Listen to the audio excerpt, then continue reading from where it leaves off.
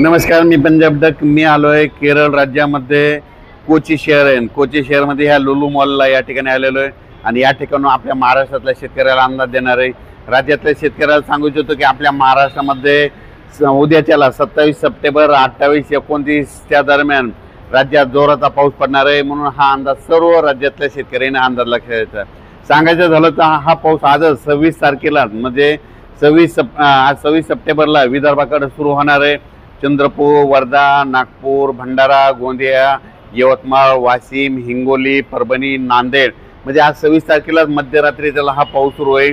पण त्याच्यानंतर 27 तारखेला हा पाऊस काय होणार आहे, पुढे सरकणार आहे। म्हणजे विदर्भातून काय होणार आहे, तो नांदेड जिल्हा, परभणी जिल्हा, लातूर जिल्हा, हिंगोली जिल्हा, बीड जिल्हा, जालना जिल्हा, संभाजीनगर, अहिल्यानगर आणि इकडे बुलढाणा, अकोला तिथपर्यंत उद्याच्याला लगेच 27 तारखेला ते जाणार आहे। त्याच्यानंतर 28-29च्या दरम्यान तो संपूर्ण पश्चिम महाराष्ट्राकडे जाणार आहे। म्हणजे सोलापूर जिल्हा, सांगली जिल्हा, सातारा जिल्हा, पुणे जिल्हा, मुंबई, कोकणपट्टी, अहिल्यानगरहून तसंच नाशिकहून नंदुरबार, धुळे, जळगाव, मुंबई संपूर्ण तसंच सगळीकडे संभाजीनगर करत असा काय होणार आहे 27, 28, 29, 30 दरम्यान जोराचा पडणार आहे। कुठं रिमझिम पडणार आहे, कुठं अतिवृष्टी होणार आहे, कुठं मुसळधार पडणार आहे। म्हणून हा अंदाज लक्षात। पण राज्यातल्या सर्व शेतकऱ्याला सांगू इच्छितो की आज दुपारपर्यंत ज्यांचं काही सोयाबीन काढलेलं असेल तुम्ही झाकून ठेवा, कारण की राज्यामध्ये आज उद्यापासून म्हणजे 27 सप्टेंबरपासून ते 2 ऑक्टोबरपर्यंत जोराचा पाऊस पडणार आहे। म्हणून हा अंदाज लक्षात। परत महाराष्ट्रातल्या शेतकऱ्याला एक आनंदाची बातमी, राज्यामध्ये पाऊस करण्याचा जोर म्हणजे ऑक्टोबरच्या दुसऱ्या आठवड्यापासून पावसाचा जोर ओसरणार आहे। पाऊस निघून जाण्याच्या तयारीत राहणार आहे। म्हणून आज सोयाबीन काढायची असली तर ऑक्टोबर महिन्यामध्ये तुमची सोयाबीन काढू शकता, कारण की ऑक्टोबर महिन्यामध्ये पाऊस ओसरणार आहे, पावसाचा जोर ओसरणार आहे, पाऊस निघून जाण्याची तयारी ठेवणार आहे। म्हणून हे लक्षात घ्या। 2 तारखेला एकदा जाळीधुई आल्याच्या नंतर सगळ्यांनी समजून घ्या की लगेच 12 दिवसाला पाऊस महाराष्ट्रातून निघून जातो। म्हणून हा अंदाज लक्षात सांगायचं झालं तर मग हा राज्यामध्ये आता अतिमुसळधार कुठं पाऊस पडणार आहे।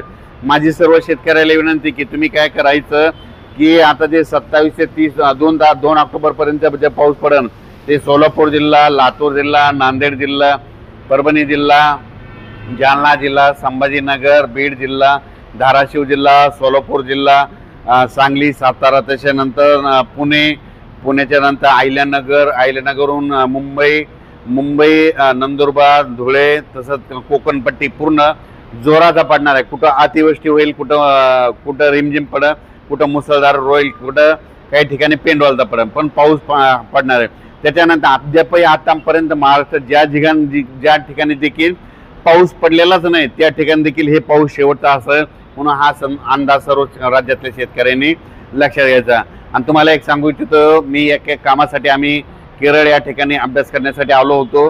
तर केरळ राज्यामध्ये कोची शहर आहे आणि कोची शहरामध्ये आमचे नेव्हीमध्ये मित्र आहेत भोपळे, तर यांच्याकडे आल्याच्या नंतर आम्ही या ठिकाणाहून म्हटलं आपल्या महाराष्ट्रातल्या शेतकऱ्याला कोचीहून एक अंदाज देऊ म्हणून या ठिकाणी अंदाज देत आहेत। राज्यातल्या शेतकऱ्याला परत एक आनंदाची बातमी, ऑक्टोबरमध्ये सर्व शेतकऱ्याची सोयाबीन काढायला आले। तुम्ही काय करा, 2 ऑक्टोबर नंतर पावसाचा जोर होता, मग तुम्ही काय करा, तुम्ही तुमची सोयाबीन काढा, दुपारपर्यंत काढायची, चांगलं ऊन भेटलं की उचलायची, ढिगल मारून ठेवायचा।